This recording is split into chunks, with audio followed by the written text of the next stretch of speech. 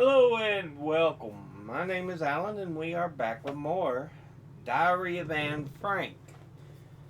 Yeah, today, today we'll be getting in here a little further, see how things are happening for the Franks and the Von Dons and Mr. Dussel.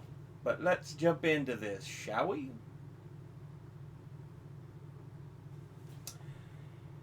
Friday, July the 16th, 1943.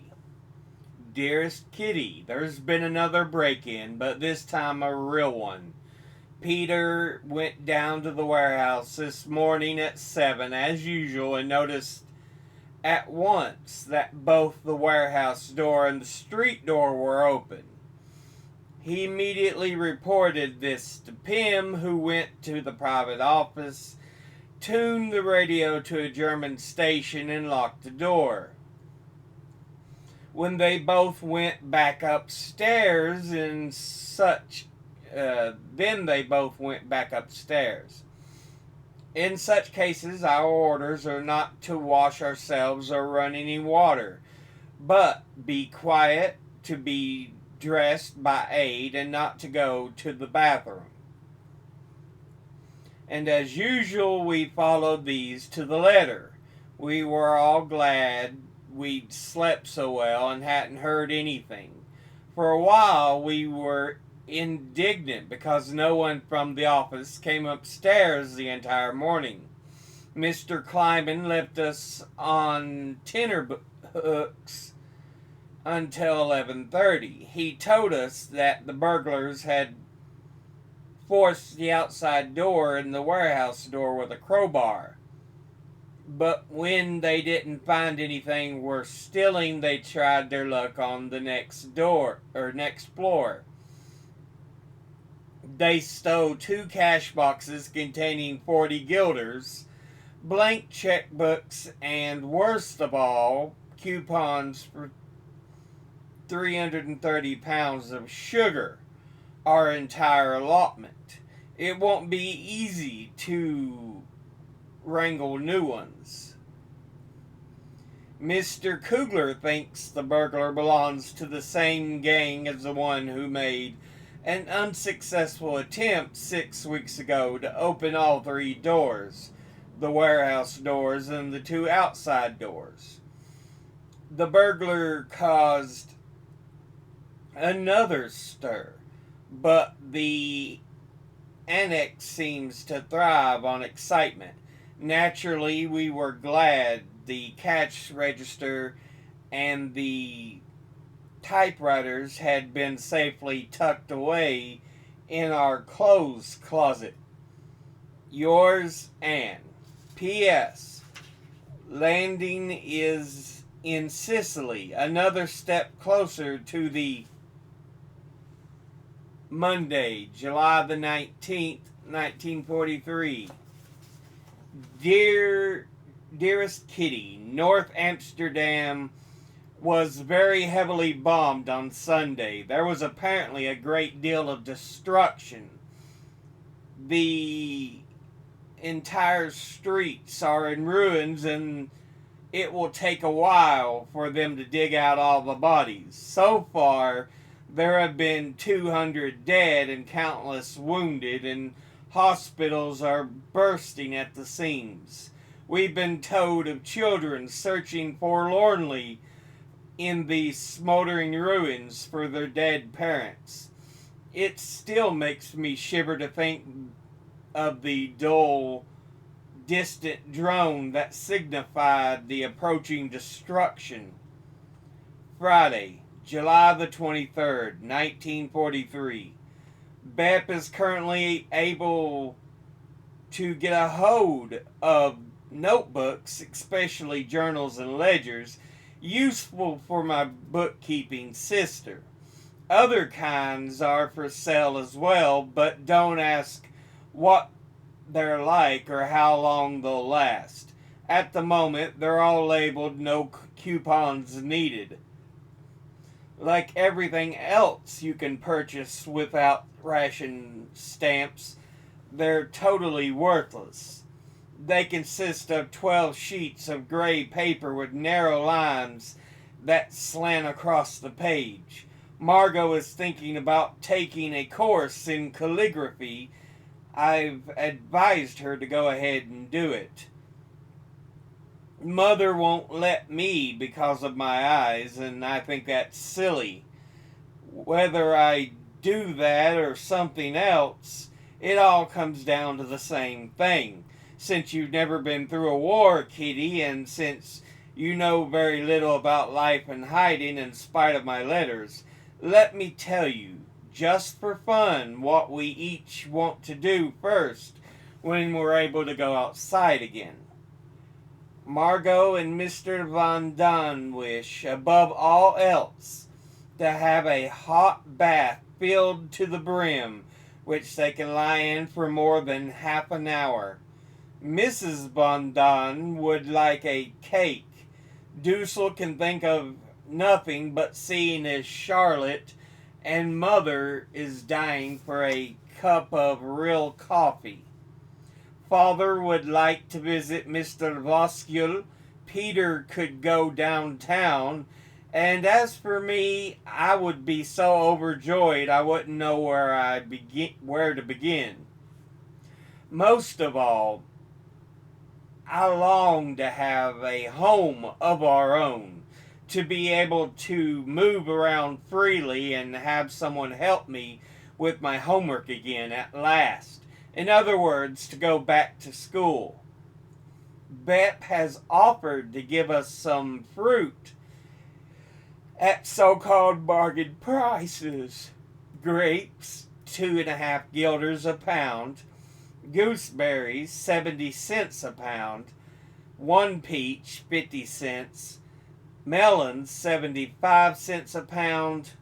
No wonder the papers write everything in big fat letters. Keep prices down. Monday, July the 26th, 1943. Dear Kitty, yesterday there was a very tumultuous day, and we're still all wound up. Actually, you may wonder if there's ever a day that passes without some kind of excitement. The first warning siren went off in the morning while we were at breakfast, but we paid no attention because it only meant that the planes were crossing the coast. I had a terrible headache, so I lay down for an hour after breakfast and then went to the office at around 2. At 2:30, Margot had finished her office work and was just gathering her things together when the sirens began wailing again. So she and I trooped back upstairs. None too soon, it seems, for less than 5 minutes later the guns were booming so loudly that we went and stood in the hall. The house shook and the bombs kept falling. I was clutching my escape bag more because I wanted to have something to hold on to than because I wanted to run away. I know we can't leave here, but if we had to, being seen on the streets would be just as dangerous as getting caught in an air raid. After half an hour, the drone of engines faded and the house began to hum with activity again. Peter emerged from his lookout point in the front attic. Dussel remained in the front office. Mrs. Van Daan felt safest in the private office. Mr. Van Daan had been watching from the loft, and those of us on the landing spread out to watch the columns of smoke rising from the harbor. Before long, the smell of fire was everywhere, and outside it looked as if the city were enveloped in a thick fog. A big fire like that is not a pleasant sight, but fortunately for us, it was all over and we went back to our various chores. Just as we were starting dinner, another air raid alarm.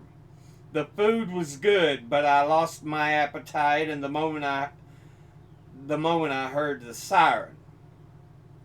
Nothing happened, however, and 45 minutes later, the all clear was sounded. After the dishes had been washed, another air raid warning, gunfire, and swarms of planes. Oh gosh, twice a day, we thought. That's twice too many. Little good that did us, because once again the bombs rained down, this time on the other side of the city. According to British reports, Schiphol Airport was bombed. The planes dived and climbed, and the air was abuzz with the drone of engines. It was very scary, and the whole time I kept thinking, here it comes, this is it. I can assure you that when I went to bed at 9, my legs were still shaking. At the stroke of midnight, I woke up again. More planes. Dussel was undressing, but I took no notice and leapt up, wide awake at the sound of the first shot. I stayed in Father's bed until 1, in my own bed until 1:30, and was back in Father's bed at 2. But the planes kept on coming. At last they stopped firing and I was able to go back home again. I finally fell asleep at 2:30. 7 o'clock I woke up with a start and sat up in bed. Mr. Van Daan was with Father. My first thought was, burglars. Everything I heard Mr. Van Daan say, and I thought everything was stolen. But no, this time it was wonderful news. The best we've had in months, maybe even since the war began. Mussolini has resigned, and the King of Italy has taken over the government. We jumped for joy. After the awful events of yesterday, finally something good happens and brings us hope. Hope for an end to the war. Hope for peace. Mr. Kugler dropped by and told us that the Fokker aircraft factory had been hit hard. Meanwhile, there was another air raid alarm this morning, with planes flying over and another warning siren. I've had it up to here with alarms. I've hardly slept, and the last thing I want to do is work. But now the suspense about Italy and the hope that the war will be over by the end of the year are keeping us awake. Yours, Anne. Thursday, July the 29th, 1943. Dearest Kitty, Mrs. Van Daan, Dussel, and I were doing the dishes, and I was extremely quiet. This is very unusual for me, and they were sure to notice. So in order to avoid any questions, I quickly racked my brains for a neutral topic. I thought the book Henry from across the street might fit the bill, but I couldn't have been more wrong. If Mrs. Van Daan doesn't jump down my throat, Mr. Dussel does. It all boiled down to this. Mr. Dussel had recommended the book to Margot and me as an example of excellent writing. He thought it was anything but that. We thought it was anything but that. The little boy had been portrayed well, but as for the rest, the less said, the better. I mentioned something to the effect while we were doing the dishes, and Dussel launched into a veritable tirade. How can you possibly understand the psychology of a man? That of a child isn't so different, but you're far too young to read a book like that. Even a 20-year-old man would be unable to comprehend it. So why did you go out of the way to recommend it to Margot and me? Mrs. Von Don and Dussel continued their harangue. You know way too much about things you're not supposed to. You've been brought up all wrong. Later on, when you're older, you won't be able to enjoy anything anymore. You'll say, oh, I read that 20 years ago in some book. You'd better hurry if you want to catch a husband or fall in love, since everything is bound to be a disappointment to you. You already know all there is to know in theory, but in practice, that's another story. Can you imagine how I felt? I astonished myself by calmly replying, you may think I haven't been raised properly, but many people would disagree. They apparently believe that good child rearing includes trying to pit me against my parents, but since that's all they ever do, and not telling a girl my age about grown-up subjects is fine. We can all see what happens when people are raised that way. At the moment, I could have slapped them both for poking fun at me. I was beside myself with rage, and if I only knew how much longer we had to put up with each other's company, I'd start counting the days. Mrs. Von Don's a fine one to talk. She sets an example, all right, a bad one. She's known to be exceedingly pushy, egotistical, cunning, calculating, and perpetually dissatisfied. Add to that vanity and coquettishness, and there's no question about it. She's a thoroughly despicable person. I could write an entire book about Madame Von Don, and who knows, maybe someday I will. Anyone can put on a charming exterior when they want to. Mrs. Von Don is friendly to strangers, especially men, so it's easy to make a mistake when you first get to know her. Mother thinks that Mrs. Von Don is too stupid for words. Margot that she's too unimportant. Pym that she's too ugly, literally and figuratively. And after long observation, I'm never prejudiced at the beginning, I've come to the conclusion that she's all three of the above and lots more besides. She has so many bad traits, why should I single out just one of them? Yours, Anne. P.S. Will the reader please take into consideration that this story was written before the writer's fury had cooled? Wednesday, August 3rd, 1943. Dearest Kitty, things are going well on the political front. Italy has banned the fascist party. The people are fighting the fascists in many places. Even the army has joined the fight. How can a country like that continue to wage war against England? Our beautiful radio was taken away last week. Dussel was very angry at Mr. Kugler for turning it in on the appointed day. Dussel is slipping lower and lower in my estimation, and he's already below zero. Whatever he says about politics, history, geography, or anything else is so ridiculous that I hardly dare repeat it. Hitler will fade from history. The harbor in Rotterdam is bigger than the one in Hamburg. The English are idiots for not taking the opportunity to bomb Italy to smithereens. etc., etc.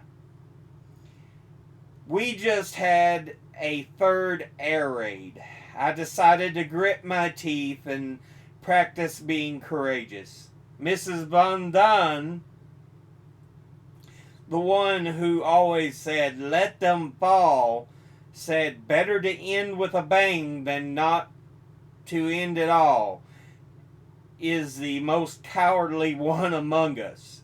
She was shaking like a leaf this morning and even burst into tears. She was comforted by her husband, with whom she recently declared a truce after a week of squabbling. I nearly got sentimental at the sight. Maushi has now proved beyond a shadow of a doubt that having a cat has disadvantages as well as advantages. The whole house is crawling with fleas, and it's getting worse each day. Mr. Kleiman sprinkled yellow powder in every nook and cranny, but the fleas haven't taken the slightest notice. It's making us all very jittery. We're forever imagining a bite on our arms and legs or other parts of our bodies. So we leap up and do a few exercises, since it gives us an excuse to take a better look at our arms or necks. But now we're paying the price for having had so little physical exercise. We're so stiff we can hardly turn our heads. The real calisthenics fell by the wayside long ago. Yours, Anne. Wednesday, August the 4th, 1943.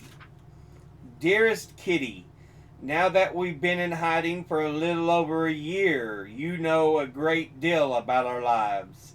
Still, I can't possibly tell you everything, since it's all so different compared to ordinary times and ordinary people. Nevertheless, to give you a closer look into our lives, from time to time I'll describe part of an ordinary day. I'll start with the evening and night. 9 in the evening. Bedtime always begins in the annex with an enormous hustle and bustle. Chairs are shifted, beds pulled out, blankets unfolded.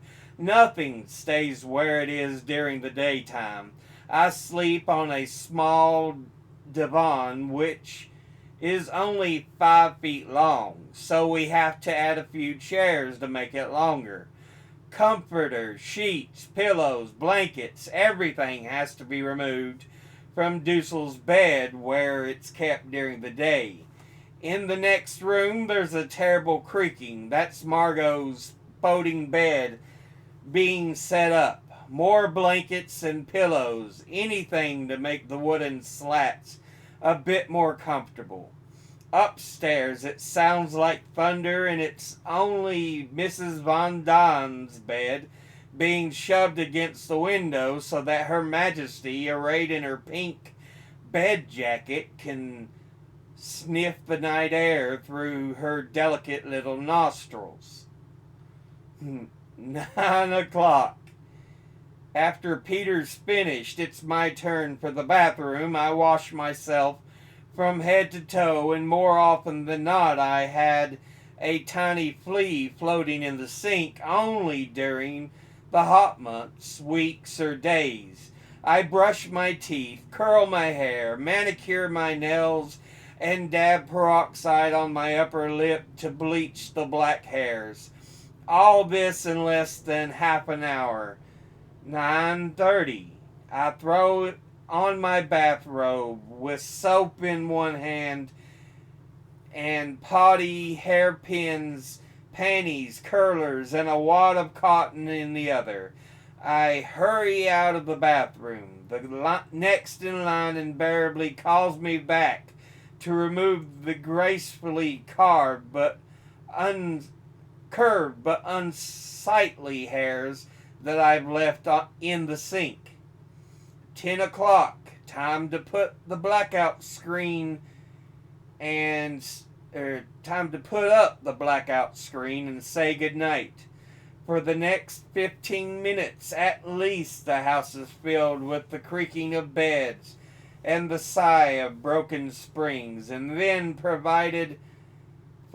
upstairs neighbor provided our upstairs neighbors aren't having a marital spat in bed, all is quiet.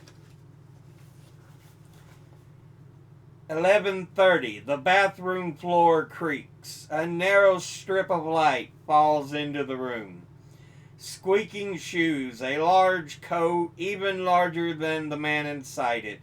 Dussel is returning from his nightly work in Mr. Kugler's office.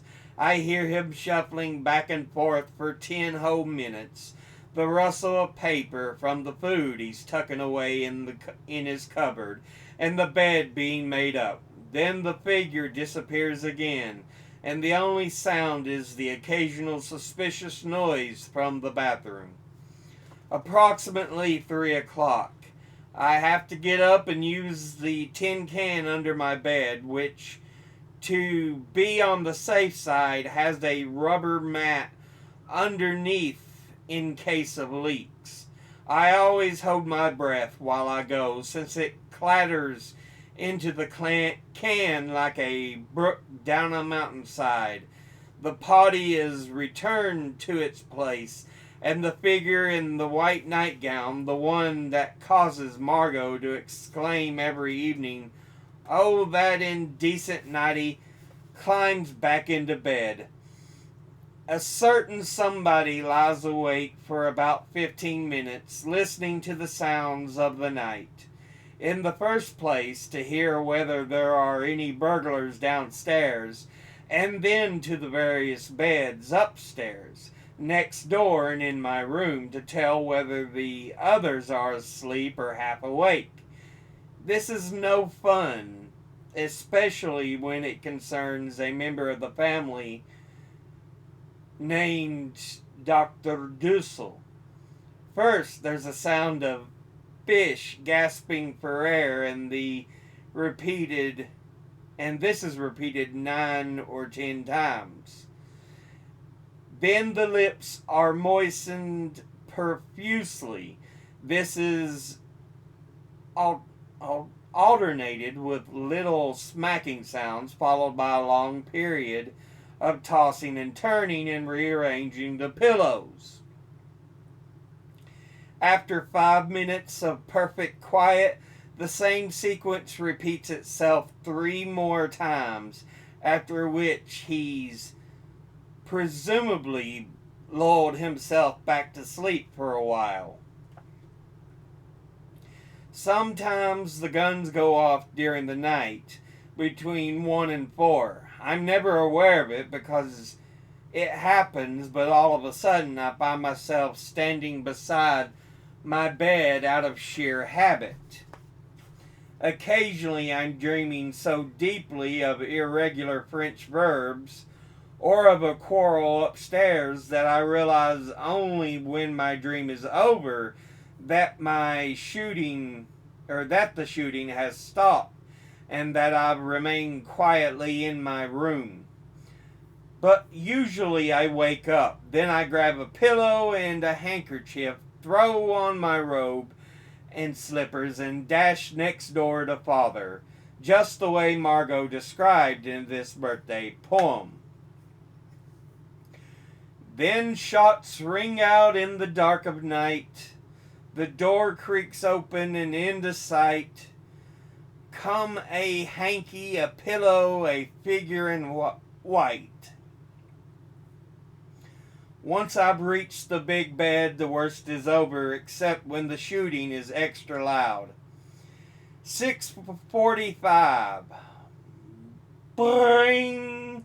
The alarm clock, which raises its shrill voice at any hour of the day or night, whether you want it to or not. Creak! Wham! Mrs. Von Don turns it off. Screech! Mr. Von Don gets up, puts on the water, and races to the bathroom. 7:15. The door creaks again. Dussel can go to the bathroom. Alone at last, I remove the blackout screen and the new day begins in the annex. Yours, Anne.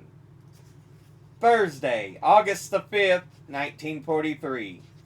Dearest Kitty, today let's talk about the lunch break. It's 12:30. The whole gang breathes a sigh of relief. Mr. Von Modern, the man with the shady past, and Mr. de Kock have gone home for lunch. Upstairs, you can hear the thud of the vacuum cleaner on Mrs. Von Don's beautiful and only rug. Margot tucks a few books under her arm and heads for the class for slow learners, which is what Dussel seems to be. Pym goes and sits in the corner with his constant companion, Dickens, in hopes of finding a bit of peace and quiet. Mother hastens upstairs to help the busy little housewife and I tidy up both the bathroom and myself at the same time. 12:45. One by one they trickle in. First Mr. Geese, and then either Mr. Kleiman or Mr. Kugler, followed by Bep and sometimes even Miep. 1. Clustered around the radio, they all listen raptly to the BBC. This is the only time the members of the Annex family don't interrupt each other, since even Mr. Von Don can't argue with the speaker. 1:15. Food distribution. Everyone from downstairs gets a cup of soup plus dessert, if there happens to be any. A contented Mr. Geese sits on the divan and leans against the desk with his newspaper, cup, and usually the cat at his side. If one of the three is missing, he doesn't hesitate to let his protest be heard. Mr. Kleiman relates the news from town, and he's an excellent source. Mr. Kugler hurries up the stairs, gives a short but solid knock on the door, and comes in either wringing his hands or rubbing them in glee, depending on whether he's quiet or in a bad mood, or talkative and in a good mood. 1:45. Everyone rises at the table and goes about their business. Margot and Mother do the dishes. Mr. and Mrs. Von Don head for the divan, and Peter for the attic. Father for his divan, Dussel too, and Anne does her homework. What comes next is the quietest hour of the day, when they're all asleep and there's no disturbances. To judge by his face, Dussel is dreaming of food. But I don't look at him long, because the time whizzes by, and before you know it, it'll be 4 p.m., and the pedantic Dr. Dussel will be standing with the clock in his hand, because I'm 1 minute late clearing off the table. Yours, Anne. Saturday, August the 7th, 1943. Dearest Kitty, a few weeks ago I started writing a story, something I made up from beginning to end, and I've enjoyed it so much that the products of my pen are piling up. Yours, Anne. Monday, August the 9th, 1943. Dearest Kitty, we now continue with a typical day in the annex. Once we've already had lunch, it's time to describe dinner. Mr. Von Don is served first and takes a generous portion of whatever he likes. Usually joins in the conversation, never fails to give his opinion.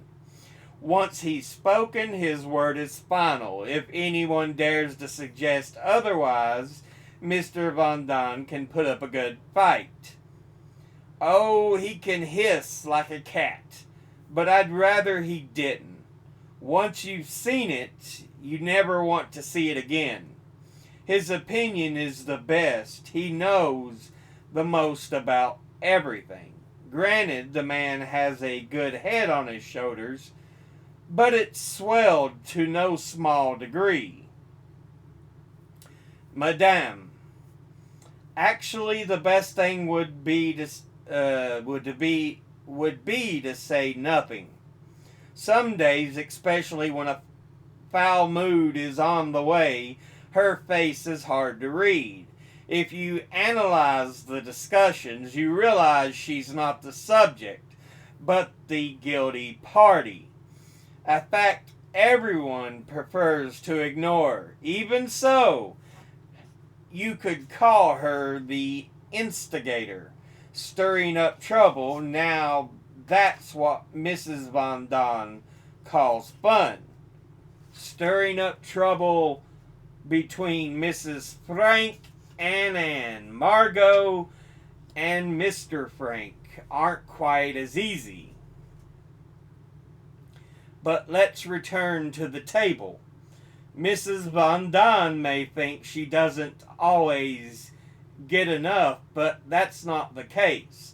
The choicest potatoes, the tastiest morsel, the tenderest bit of whatever there is, that's Madame's motto. The others can all have their turn as long as I get the best. Exactly what she accuses Anne Frank of doing. Her second watchword is keep talking. As long as somebody's listening, it doesn't seem to occur to her to wonder whether they're interested.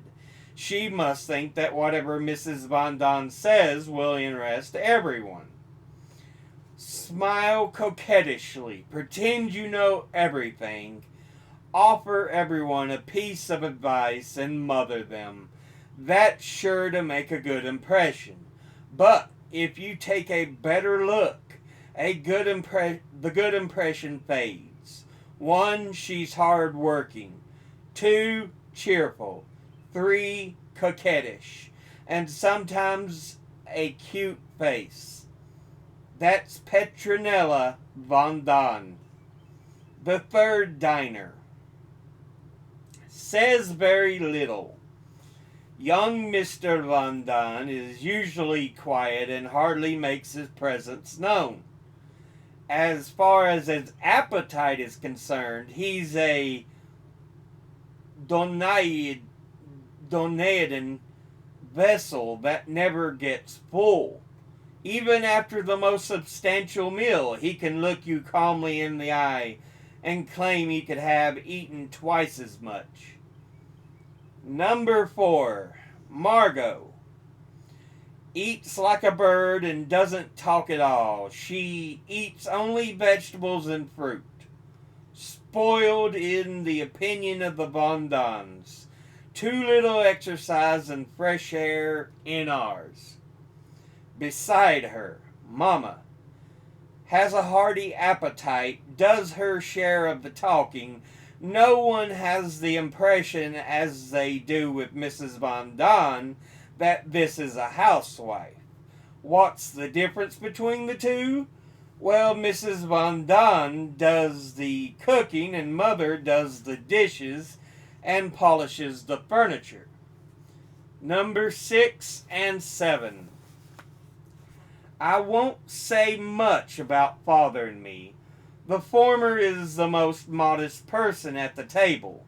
He always looks to see whether the others have been served first. He needs nothing for himself. The best things are for the children. He's goodness personified. Seated next to him is the annex's little bundle of nerves. Dussel, help yourself.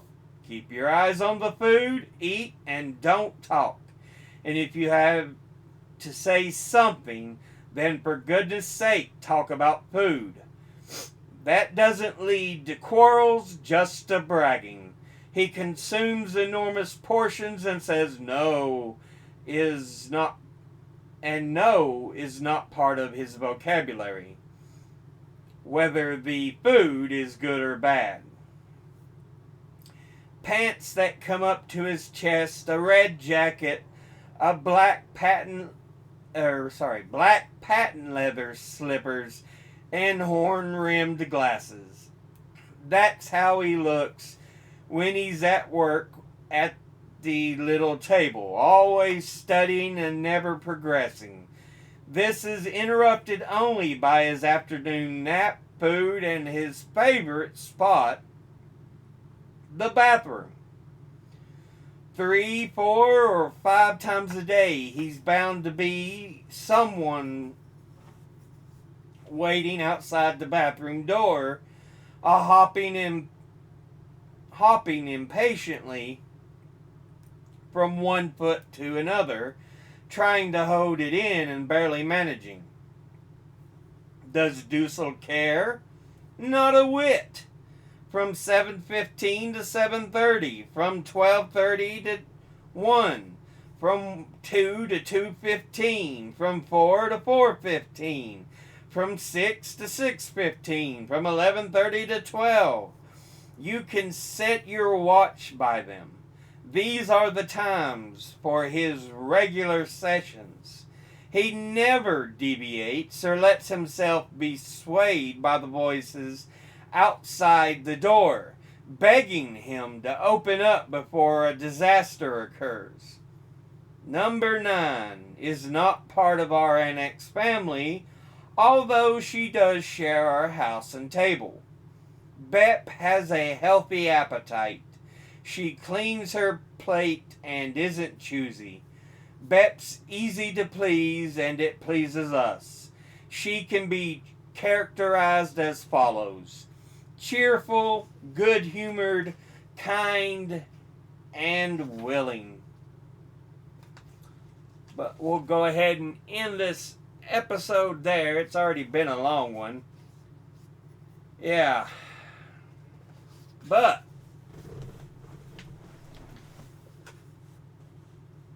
we get a more in-depth look at the everyday lives of the Franks, the Von Dons, and Dr. Dussel.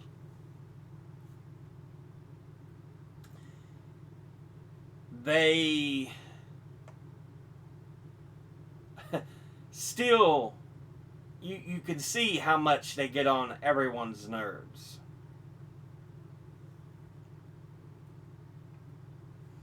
They annoy each other, it seems like, to no end.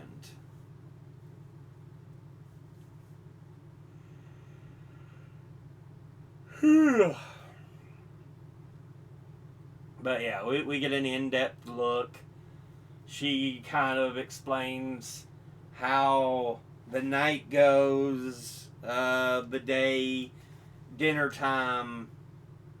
Yeah. The bathroom breaks. We get a good look at how everything kind of goes.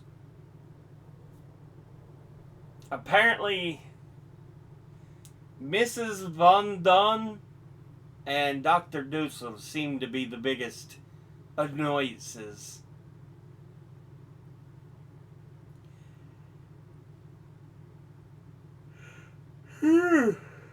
Anne's mom seems to be a bit of a pain, but Anne's at least somewhat used to her. But yeah. Mrs. Von Don and Dr. Dussel seem to really get on everybody's nerves a bit.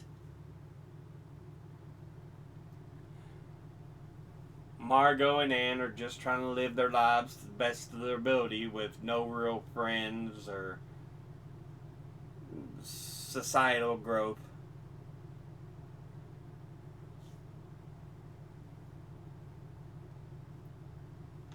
they're just kind of trapped, hiding in the annex.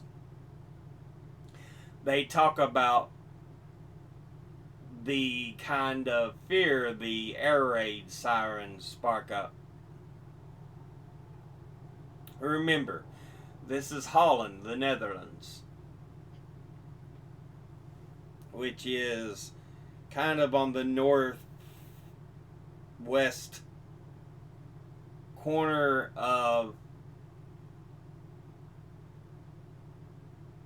Europe.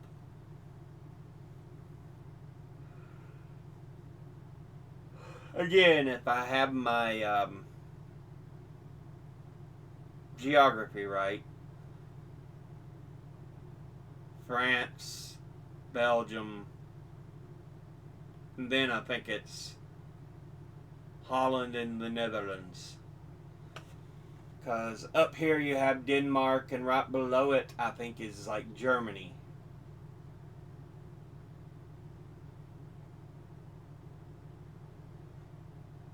I could be wrong. Again, I'm just trying to remember where stuff is in Europe off the top of my head here. So yeah, you're looking at Holland, Denmark, and then of course a little further up northwesterly from there, England. So England and Germany, there's lots of exchange of attacks.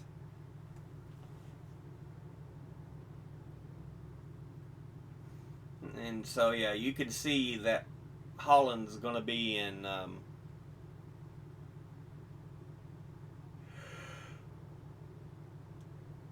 the constant pathway of planes, whether they be the Luftwaffe from Germany or the English Air Force, Royal Air Force, I guess it would be. So yeah. And then the big moment kind of within the book, Mussolini surrendered. That, of course, is part of the Axis powers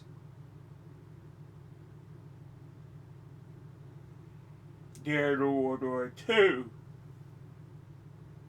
Italy, Germany, and Japan.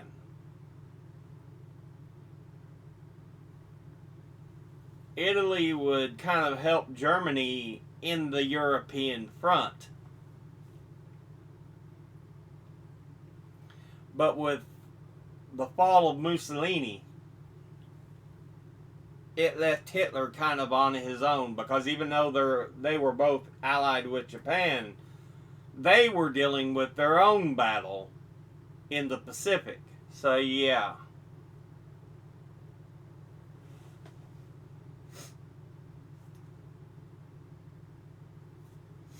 But that's a big moment in World War II.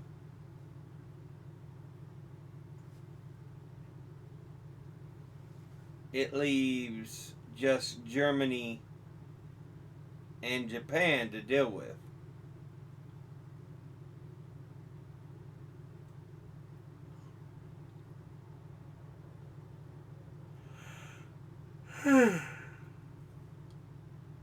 And it's at this point the tide in the war really turns in favor of the Allies. Everything closes in on Hitler. You have the Russians and their allies coming in from the east, and then England and the US and other allies coming in from the west.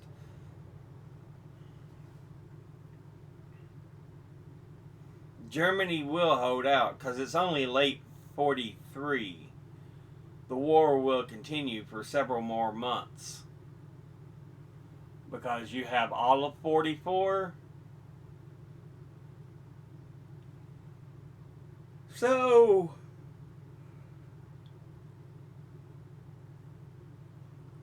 I think there's not quite 2 years, but that's what's left of fighting for defeating Germany.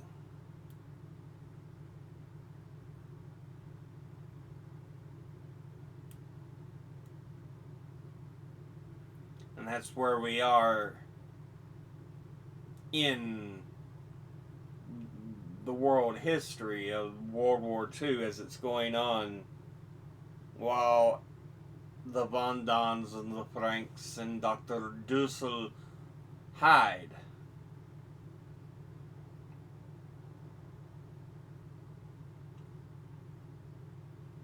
But yeah. But we'll go ahead and end this episode here. As always, educate thyself, think, read, study, learn. Someone tells you something you have trouble believing, ask them to cite their sources. Thank you all for watching. I'll see you all in the next one. Until then, later.